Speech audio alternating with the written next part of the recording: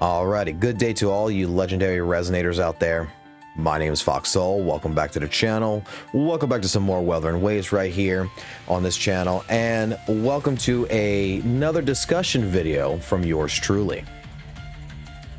Diving into today's video, we're going to go ahead and discuss about some ongoing criticisms that has been popping up recently about the queen of WuthringWaves, Changli. Various opinions have been basically surfacing recently, suggesting that she might not be a well-designed character, if you would. That there's some issues around her character that, compared to her damage, compared to how she's structured, and some people out there think that she is almost considered a quote-unquote trash character to a certain degree. So I decided I think that, this would be a good topic to go ahead and discuss directly with you today, and I hope you'll go ahead and join me. So without further ado, let's dive right in. Alrighty, so from what I've been hearing from others and even observing to a certain point, there has been quite a bit of discussion around the character Changli here in WuthringWaves, our queen. While criticism is always a valuable asset to help foster growth and understanding, some feedback, I will say, feels more like suggestive opinions than factual opinions. And I think that we need to go ahead and clarify this real quick, basically the differences between suggestive and factual opinions before we hit the criticisms, because when you look at suggestive opinions that sound like, hey, Changli isn't good because she feels clunky to play, these are opinions that are personal impressions, shaped by initial experiences or bias and lack of concrete evidence. They're like whispers in the wind, if you would. Interesting, but not solid truth. Factual opinions are, on the other hand, more grounded, more verifiable data and observations that's been placed. For example, Changli's primarily categorized as a sub-DPS rather than a main DPS because we can see the evidence of that within her kit. This kind of opinion relies on, consistent testing, looking actually at the character's kit, understanding what it states, how it operates, and opinions like this act more like a roadmap, offering a reliable guide to understanding a character's true potential.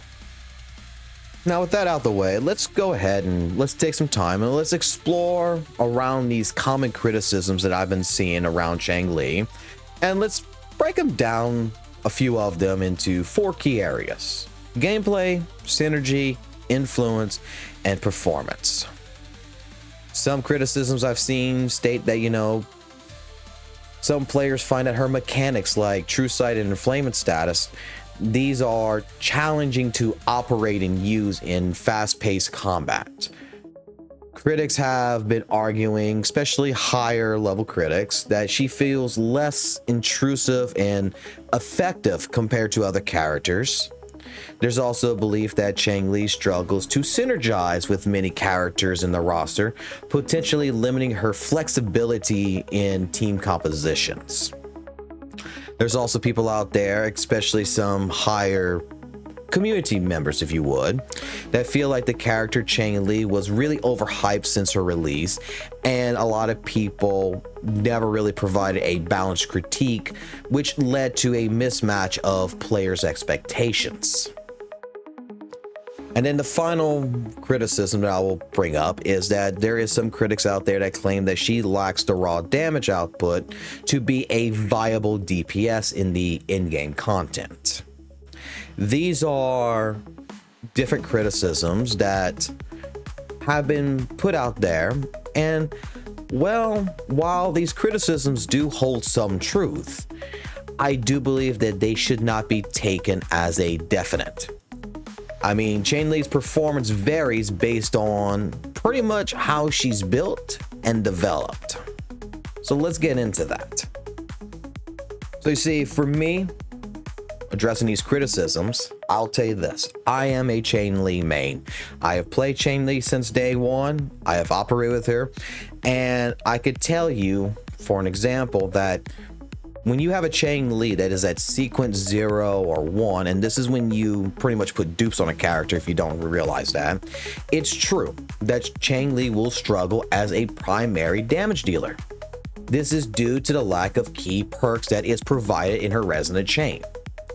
But does this make her overall a bad character? I mean, I've even heard some say that, you know, Changli feels like scraping your balls on glass. And well, I disagree. Again, as a Changli main, my experiences of a summon 0 character, even to a summon 3, a summon 4, summon 5, a summon 6, tells you a different story with each one of these resonance change perks. And you see, for me, I will tell you right now, I do believe that there is a lot of truth in the influence surrounding Changli with the, you know, the overhypeness, because really, when you look at a Changli, and we're going to look at it from this point of view, from a lower sequence level, summon 0, Changli truly excels as a sub DPS because that is what she is going to be categorized as. The character was not developed or put into the game initially to be managed as a main damage dealer such as Yao, Jian, Jinshi. She was categorized as a sub DPS, and when you pair her with teammates such as Shishe or Encore or even Yao, her outro skill significantly enhances her usability, her utility within these setups. At higher sequence levels, particularly, you know, I'm going to even go this high, sequence levels 4, 5, and 6, with the right build, her damage potential improves dramatically.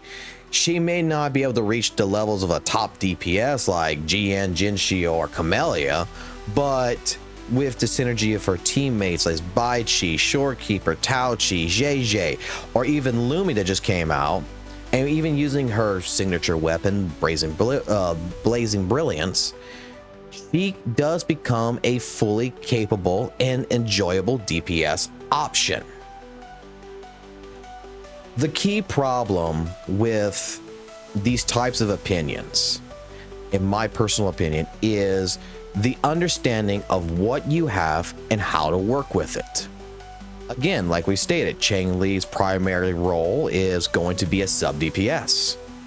However, with investment, higher sequence levels, she can transition into a strong main DPS. Criticisms that's maybe being thrown out there like, hey, Changli sucks, she's not a good character, ignores context. A more accurate critique would be something like, hey, at a sequence 0, Changli struggles as a DPS, but when you get her to like a summon 4 or summon 6, she becomes a solid option. Misrepresenting her potential, whether it's by omission or lack of understanding, does a disservice to the character and the players who play the character. And again, this all comes down to one key word: perspective.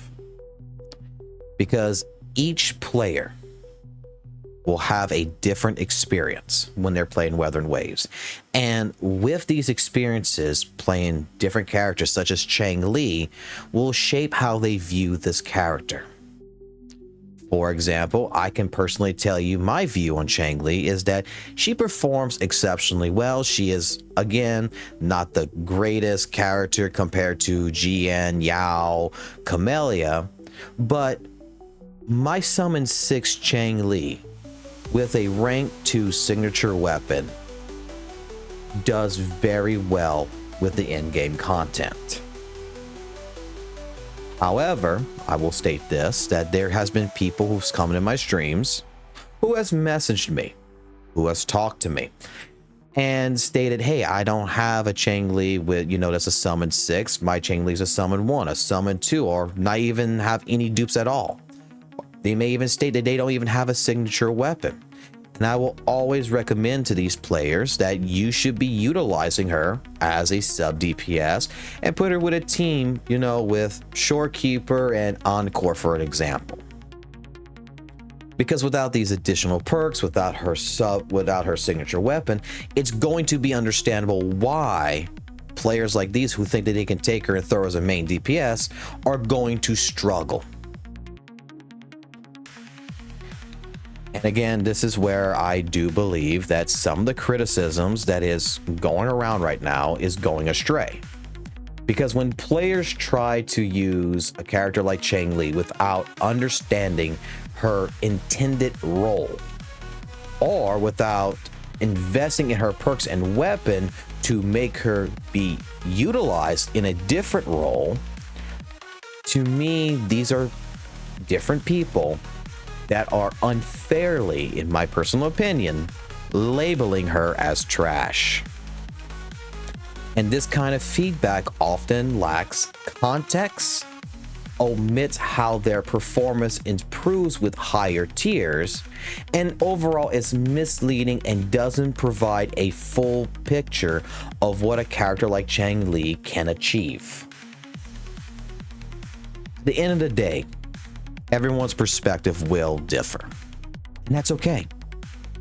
But when expressing opinions, and especially those prominent voices in the community, I think it's essential that we should all consider the nuances, that not everything is black and white, and every player's experience will vary. Not everybody's going to play the same game the same way.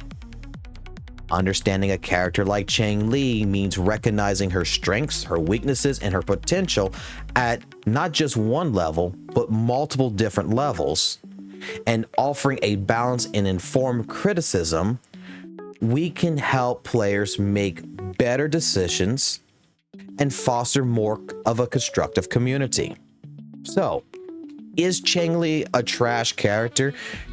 Does the character, you know, really feel like you're scraping your balls on glass? To me, absolutely not. To me, she's a very complex, versatile character who shines in the right setup.